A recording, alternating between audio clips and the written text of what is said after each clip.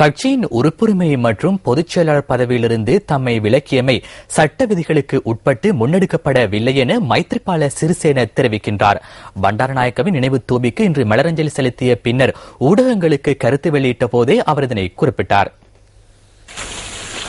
எதிர்க்கட்சிகளின் பொது வேட்பாளராக ஜனாதிபதி தேர்தலில் போட்டியிட உள்ளதாக அறிவித்ததன் பின்னர் மைத்ரிபால சிறிசேன ஹொரகலையில் உள்ள பண்டாரநாயக்கவின் நினைவு தூபிக்கு இன்று மலரஞ்சலி செலுத்தினார். முன்னாள் ஜனாதிபதி சந்திரிகா பண்டாரநாயக்க குமாரதுங்க உள்ளிட்ட குழுவினரும் இதன்போது வருகை தந்திருந்தனர்.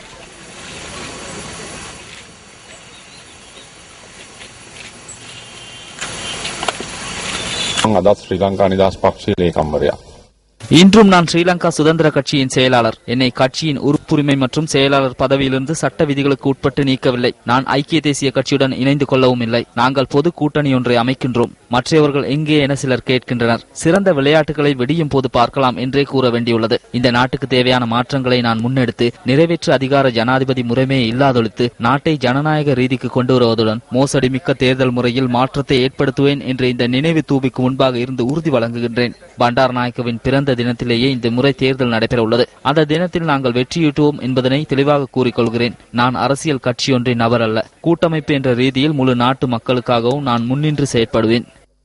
இதன்போது கருத்து வெளியிட்ட முன்னாள் ஜனாதிபதி சந்திரிகா பண்டாரநாயக்க குமாரதுங்க, நாட்டில் உள்ள அனைத்து பணத்தையும் கொள்ளையிட்டுள்ளனர். அதன் பின்னர் மேற்குலக சூழ்ச்சி என கூறுகின்றனர். அதனை சரியாக தெளிவாக கூறுங்கள். சர்வதேசத்தின் சூழ்ச்சி என்ன என்பதை கூறுங்கள்.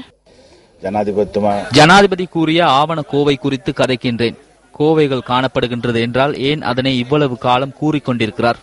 அவ்வாறான ஆவணங்கள் காணப்படுமாயின் அதனை வெளியிடுமாறு நான் ஜனாதிபதியிடம் கேட்டுக்கொள்கின்றேன். கட்சியை விட்டு வந்தவர்களாக இருக்கட்டும் அல்லது கட்சியில் இருப்பவர்களாக இருந்தாலும் பரவாயில்லை, ஆவணங்களை வெளியிடுங்கள். இந்த நாட்டில் உள்ள அமைச்சர்களின் ஆவணங்களை வைத்துக் கொண்டு நாட்டை ஆட்சி செய்ய முயற்சிக்கின்றார்.